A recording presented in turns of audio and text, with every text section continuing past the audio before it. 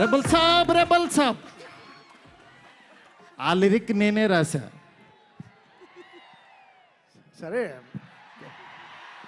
ఇది నువ్వు దయ్యాన్ని పంపించేవా, అది వాడిన మైక్ ఇది. ఓ మంచిదే కదా డార్లింగ్, ఆ దెయ్యం వల్లే 4 డబ్బులు వస్తున్నాయి ఇప్పుడు. అంటే బస్ స్టాప్ నుంచి ఈరోజు ఎయిర్పోర్ట్ దాకా వచ్చావు. ఎయిర్పోర్ట్ వచ్చేసాను అంతే, ఫ్లైట్ ఎక్కడమే ఆలస్యం. ఫ్లైట్ ఎక్కి తిరిగేసి కూడా వచ్చేసాను. సక్సెస్ ఫ్లైట్ ఎక్కిస్తున్నావా లేదా మమ్మల్ని? అది నీ చేతుల్లోనే ఉంది, నువ్వే కొడుతున్నావు అక్కడ. నా పని అయిపోయింది.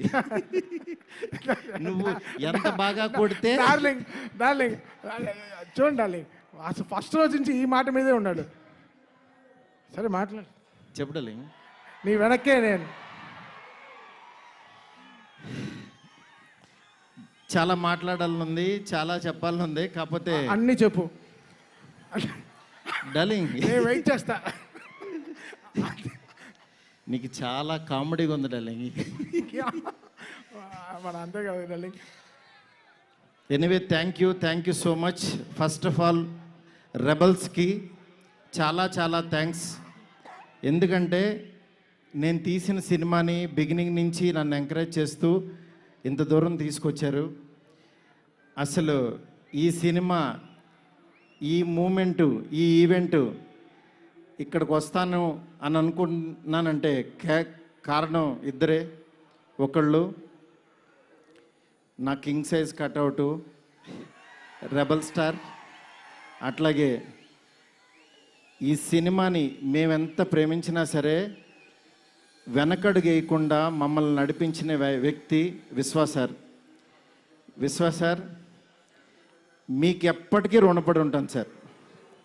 ఎందుకనంటే ఆయన లైఫ్ పెట్టేశారు ఈ సినిమాకి. పీపుల్స్ మీడియా మొత్తం, పీపుల్స్ మీడియా స్టాఫ్ కానీ, పీపుల్స్ మీడియాలో పనిచేసే ప్రతి ఒక్కళ్ళు కానీ, మనం ఈరోజు ఏదో ఇది నేను చెప్తున్నాను, ఒక సీదా ఒక ఫంక్షన్ కాదు ఇది. దీని వెనకాల చాలా కష్టం ఉంది, అంత ఈజీ కాదు. మేము ఒక రెబల్ స్టార్ని తీసుకుని వచ్చి, ప్రభాస్ గారిని తీసుకుని వచ్చి భోజనం పెట్టి పంపించేసే అలాంటి సినిమా తీయలేదు ఇది. ఆయన్ని తెచ్చుకున్నప్పుడు అలాంటి ఆ రేంజ్ ఫుడ్డే పెట్టాలని ఫిక్స్ అయ్యాం. అందుకని మీకు నేను చెప్తున్నాను, థియేటర్కి వచ్చిన వాళ్ళకి మాత్రం 100% ఎంత ఎఫర్ట్ పెట్టామో మీకు కళ్ళకు కనపడుతుంది. నెక్స్ట్ అసలు ఈ జర్నీ ఇక్కడ కొంచెం మాట్లాడాలి. నన్ను మా ఫ్రెండ్స్ అందరూ మాట్లాడమని చెప్తున్నారు. అంటే కథల్లోనూ, చరిత్రలోనూ, పుస్తకాల్లోనూ వింటూ ఉంటాం, ఆ దేవుడు అలా కిందకి దిగొచ్చాడు, కనకదుర్గమ్మ ఒక రిక్షావాడు కోసం కిందకు వచ్చింది, ఇట్లా వింటూ ఉంటాం, ఆ పుస్తకాల్లో చదువుతూ ఉంటాం. నా రియల్ లైఫ్లో ఆదిపురుష జరుగుతున్నప్పుడు బాంబే నుంచి కాల్ వచ్చింది. ఆయన రాముడు గెటప్లో ఉన్నప్పుడు ఈ మారుతి వెళ్ళాడు ఆయన దగ్గరికి. వెళ్ళిన తర్వాత అలా మా పరిచయం స్టార్ట్ అయింది. ఆయన ఆ రోజు బాగా నవ్వించానని అనుకున్నాను. కానీ ఆయన అంటే ఆయనకు అసలు అవసరం లేదు. ఎందుకంటే బాహుబలి హీరో. కాశ్మీర్ వెళ్ళినా, ఆఫ్రికా వెళ్ళినా, ఇంకెక్కడికో మసైబారా అని ఏదో మారుమూల గ్రామం సౌత్ ఆఫ్రికాలో ఎక్కడో వెళ్తే నేను ఫిలిం డైరెక్టర్ని అన్నా. అవునా అన్నాడు, పైనుంచి కింద చూశాడు. నా హీరో ఎవరో తెలుసా అన్నా. అంటే ఎవరని అన్నాడు. ప్రభాస్ అన్న. ఓ బాహుబలి హీరోనా అన్నాడు. అంటే మసైబారాలో ఒక వేరే జాతి వాళ్ళకు కూడా తెలిసిపోయారు ఆయన. నిజంగా రాజమౌళి గారికి ప్రతి డైరెక్టరు చాలా రుణపడి ఉన్నాం. ఎందుకనంటే ఇవాళ పాన్ ఇండియా అని అందరూ కాల్ రేస్కి తిరుగుతున్నాం. కానీ ఒక వ్యక్తి లైఫ్ పెట్టేసి ఒక మీడియం రేంజ్ హీరోని ఒక పాన్ ఇండియాకి పరిచయం చేసి ప్రపంచానికి ఈరోజు ఒక పెద్ద కటౌట్ని నిలబెట్టారు ఆయన. నిజంగా మనం ఒక తెలుగు ఇండస్ట్రీకి ఈరోజు ఒక స్వర్ణయుగం లాంటిది. ఒక సుకుమార్ గారు, ఒక సందీప్ రెడ్డి వంగ, ఒక ప్రభాస్ గారు, అల్లు అర్జును, ఇట్లా అసలు ఎంతమంది ఎన్టీఆర్ గారు, ఇట్లా రామ్ చరణ్, ఇట్లా ఎంతమంది స్టార్స్ తయారవుతున్నారు. నాలాంటి ఒక మిడ్ రేంజ్ సినిమాలు ఒక 11 సినిమాలు చేశాను. నా రేంజ్లో నేను చేసుకుంటూ వెళ్ళిపోతున్నా. అలాంటి వాడిని కూడా నువ్వు ఇక్కడ కాదురా బాబు, నువ్వు రెబల్ యూనివర్సిటీలో జాయిన్ అవ్వు, నువ్వు పెద్దోడవు అని ఆ వ్యక్తి తీసుకొచ్చి నన్ను ఇక్కడ నుంచోబెట్టారు. ఈరోజు నిలబడి మాట్లాడుతున్నా. నేను రాశాను, నేను తీశాను, కానీ నా వెనకాల ఉన్న శక్తి మామూలు శక్తి కాదు. అది ఆయన యాక్టింగ్ చేసి వెళ్ళిపోవటం కాదు, ఆయన లైఫ్ పెట్టేశారు. అది నన్ను అంటే ఆయన సినిమా పట్ల ఉన్న భక్తి, సినిమా పట్ల ఉన్న ప్యాషను, సినిమా ఆయన ఏకమైపోయిన తీరుకి అది మాటల్లో చెప్తే చాలా తక్కువైపోద్ది.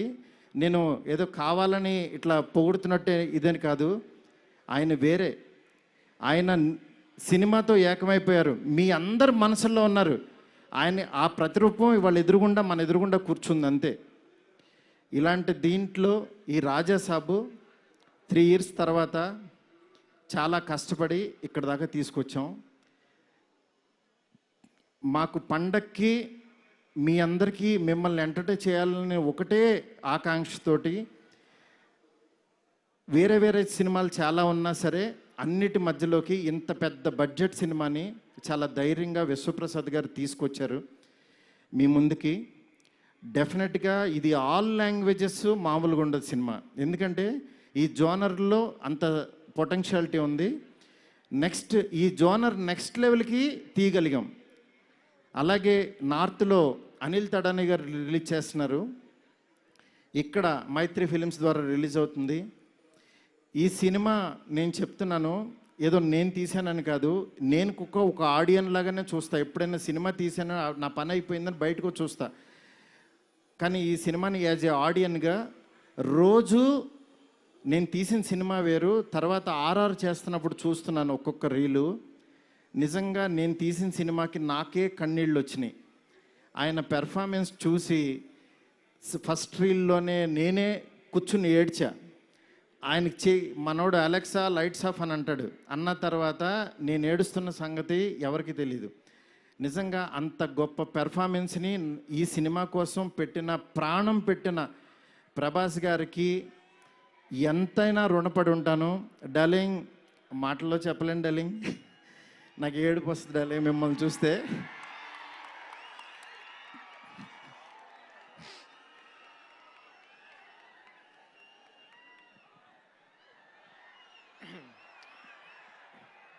ఏ ఇష్యూనైనా టిష్యూ లాగా చూస్తావు, నువ్వు ఏడుస్తే బాధగా ఉండాలి. ఎస్కేన్, వీ నీడ్ యువర్ పవర్. ఇంకా ఇప్పడానికి ఏం లేదు, షర్ట్ ఇప్పటి యూ డిడ్ సంథింగ్ డార్లింగ్. నేను మీకు తెలీదు, ఎవరన్నా చనిపోయినా ఏడవను. ఎందుకంటే వెళ్ళి కాసేపు చూసుకుని చావు కామన్ కదా అనుకుని వచ్చేస్తూ ఉంటా జనరల్గా.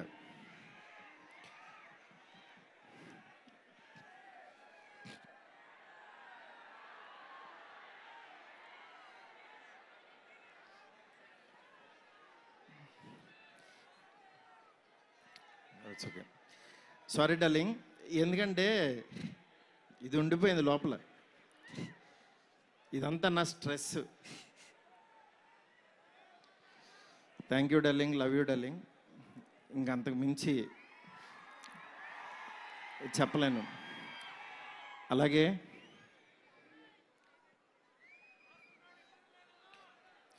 ఈ సినిమాకి మాలవిక, నిధి, రిధి ఒక్కళ్ళు కాదు, ప్రభాస్, సీనన్న, నెక్స్ట్ అట్లా ప్రతి ఒక్కళ్ళు చాలా ఎంత ఎఫర్ట్ పెట్టారు. Thank you so much. మీరు ఎదురుగుండా ఉంటే నా వాళ్ళకి కాదు.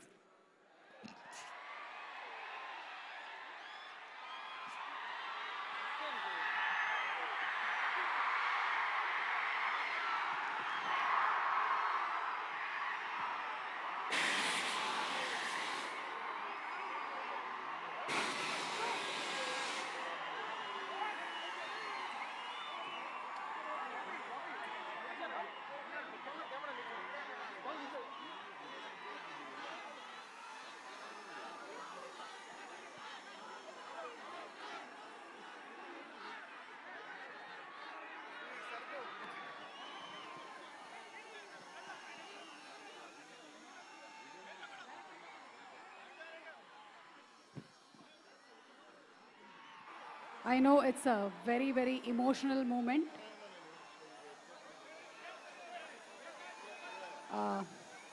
Maruti garu, almost 3 years of journey, 3 years of friendship, 3 years of love. Thank 3 సంవత్సరాలు కష్టం బయటకు వచ్చింది.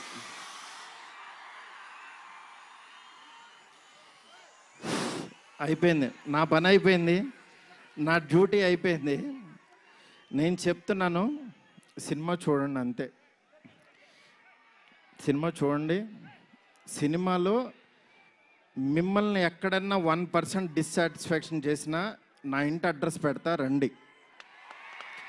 1% రెబల్స్ కానీ, ఫ్యాన్స్ కానీ, ఫ్యామిలీస్ కానీ, ఈయన్ని ప్రేమించే ఎవరైనా సరే మమ్మల్ని డిసప్పాయింట్ చేసావు మారుతి అని అంటే విల్లా నెంబర్ 17 గుర్తుపెట్టుకోండి, కొండాపూర్లో ఉంటుంది, కొల్లా లగ్జూరియా, అక్కడికి రండి. ఇన్ని రోజులు మట్టి నేను ఈయన ఫోటోని ఇట్లా చూపిస్తూ ఉన్నాను కదా, ఇప్పుడు ఈయన్నే చూపిస్తున్నా. Vishwa sir, please come sir. People media factory అధినేత టీజీ విశ్వప్రసాద్ గారికి గట్టిగా చప్పట్లతో ఆహ్వానం పలుకుదాము. Raja Saab he's the man, producer. He's the man. మీరు చూస్తున్నారు ఈయన ఎంత ఎఫర్ట్ పెట్టారు. Thank you so much, thank you so much. And sorry, మిమ్మల్ని నవ్వించాలని అనుకున్నాను, నేను ఏడ్చాను ఇక్కడ. ఫస్ట్ టైము నేను సినిమా అంతా నవ్వించలేడు డార్లింగ్. నేను ఎప్పుడు ఫస్ట్ సినిమా తీసినప్పుడు కూడా ఆడవలేదు, కానీ ఈ సినిమా మాత్రం thank you darling, love you darling. అలాగే నాకు సపోర్ట్ చేసిన నా ఫ్యామిలీ, నా వైఫ్ స్పందన, అలాగే నా పిల్లలు హియా, కేదార్, నీత, నెక్స్ట్ నా డైరెక్షన్ డిపార్ట్మెంట్, నా సైనికులు చచ్చిపోయారు ఒక్కొక్కళ్ళు. నేను అందరినీ సక్సెస్ మీట్లో ఒక్కొక్కళ్ళని పరిచయం చేస్తా. ఇక్కడ పనిచేసిన డిఓపి కానీ, ఆర్ట్ కానీ, ప్రతి ఒక్కళ్ళకి పేరు పేరున చాలా థ్యాంక్స్. ఎవరన్నా మర్చిపోతే క్షమించండి, నాకు ఇప్పుడు మాటలు రావు. Thank you so much. Thank you సుమ్ గారు. Thank you so much Maruti